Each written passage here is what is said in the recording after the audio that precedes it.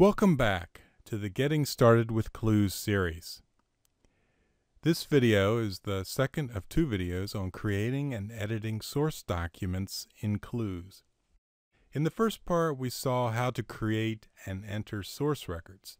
In this video, I will demonstrate how a document record is created. In Clooz, we have forms or templates for each of the document types. These are accessed using the Explorer bar. Censuses are grouped by country. The census substitute document type is for city directories and similar records which help locate families in between censuses. The general documents group contains many common document types. Let's look at the generic document, which you can use when you have a document that doesn't match any of the other templates. All document templates have a similar layout. There is an area for information about the document, such as dates or geographic descriptors and source. Another area for attaching files and URLs, as well as a general description of the document. There's an area for linking people to the document, and a set of common controls. Let's look at an example and work our way through the document entry process. Suppose we are interested in a gold family, for which we already know the children.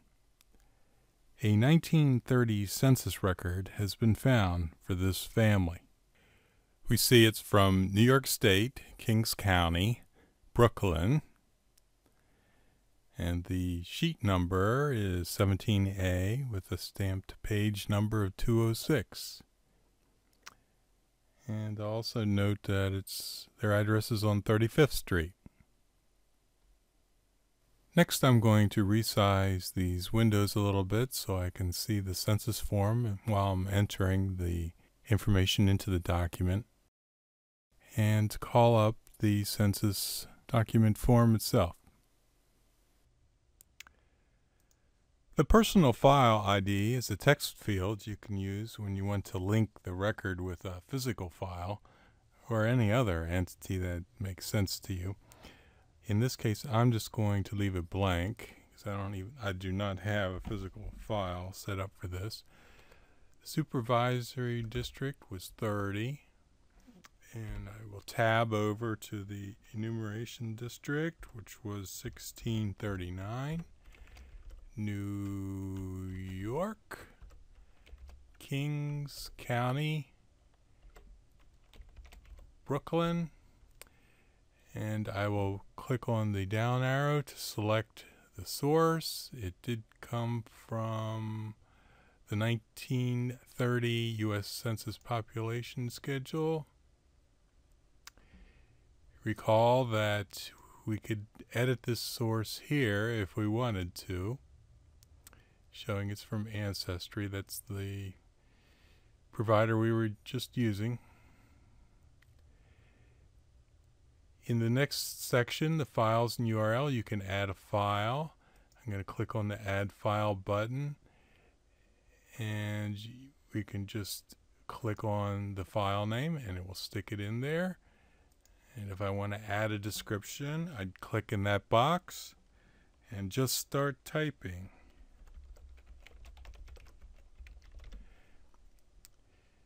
There's also the capability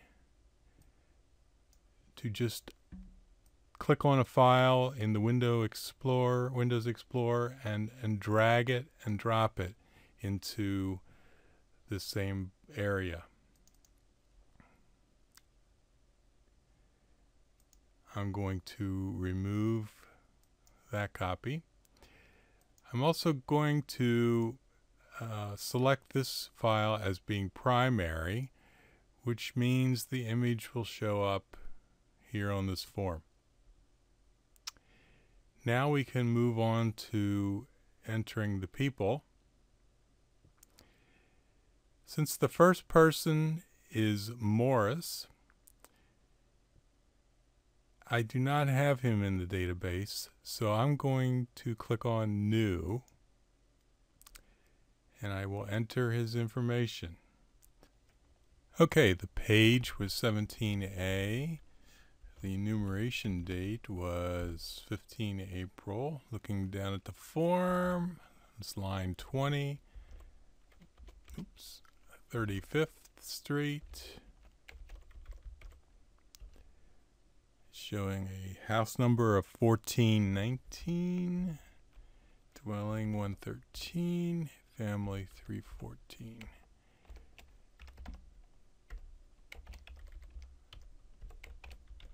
Just stepping through these and entering the information that's shown on the census below.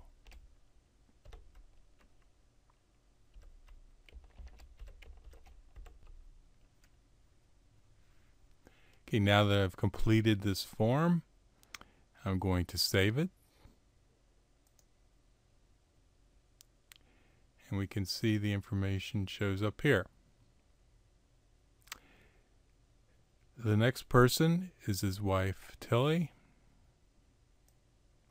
She is also new to the database. Since I've entered one person already, it's going to ask if I want to fill in the detail form with the previous data to save me some typing, and I'm going to select yes. So I just need to update the line number. Type in her name.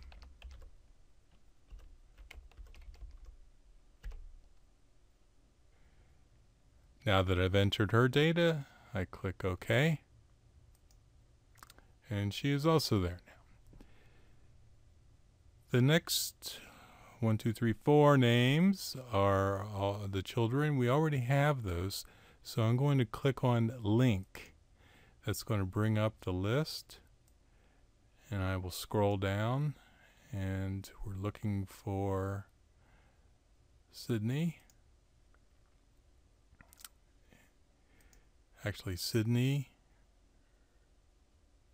Rose, Rebecca, and Harold. All 4 of them I want to bring in, so I'm going to do that. Now we'll go through and enter in the details for each person by double-clicking. It's going to ask me the same question.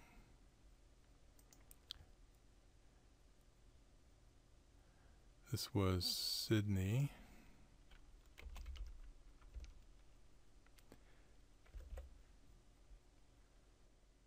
So now I've completed the entry of all of the information for each of the persons in this family, as you can see by the fact that the details boxes are all showing check marks now. To see a report of this census, click on the Print Report button and a preview would come up. Just click on the little printer icon in the upper left-hand corner to print the report. I'm just going to close it for now. So now we'll save this census report, and I'm going to go back to the people list. And we see we've added some names to the family. If I go back to the U.S. Censuses for a second, we can see the new census report we just entered here, and double click on it. And there it is. Well, that about covers the process of entering a document into Clooz. Be sure to view the other videos that explore the various features of Clooz. Thanks for watching.